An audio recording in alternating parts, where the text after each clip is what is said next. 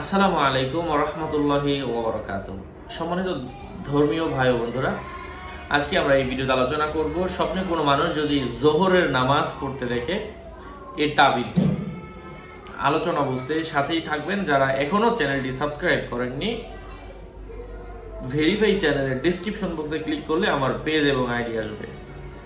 এটা ছাড়া অন্য কোনো পেজ নেই, আইডি নেই, ইমো নেই, হোয়াটসঅ্যাপ নেই। সাবধান, নাম ছবি দেখে বিভ্রান্ত হওয়া যাবে না। প্রত্যেক ভিডিওতে কিন্তু আমি সাবধান করি, সতর্ক করি। যাই হোক,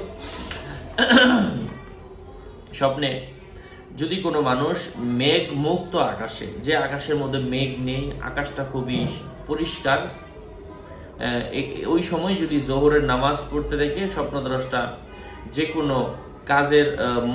কোনো কাজের মধ্যে মধ্যম পন্থা অবলম্বন করার সম্ভাবনা রয়েছে। দিনের উজ্জ্বলতা হিসেবে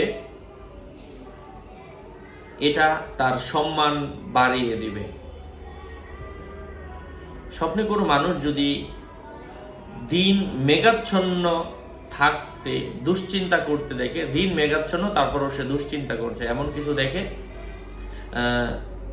মানে মেঘাচ্ছন্ন অবস্থায় জোহরের নামাজ সে দুশ্চিন্তা সহ পড়ছে, এর অর্থ হচ্ছে স্বপ্নদ্রষ্টা ওই দিন বিভিন্ন তার কাজের মধ্যে বাধা আসবে, ঝামেলার সৃষ্টি হবে। কেউ যদি জোহরের নামাজ স্বপ্নে পড়াতে দেখে, এর অর্থ হচ্ছে সে সমাজের মধ্যে সম্মানিত ব্যক্তি হবে, ইমাম হবে।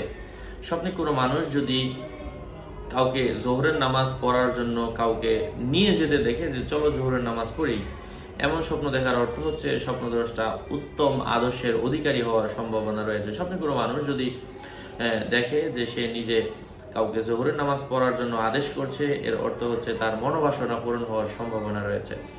আশা করছি বুঝতে পেরেছেন। আরও আপডেট পেতে সাথেই থাকবেন। আপনাদের মঙ্গল এবং দীর্ঘায়ু কামনা করে এখানেই শেষ করছি। দেখা হবে অন্য কোনো ভিডিওতে। আসসালামু আলাইকুম ওয়া রাহমাতুল্লাহি ওয়া বারাকাতুহু।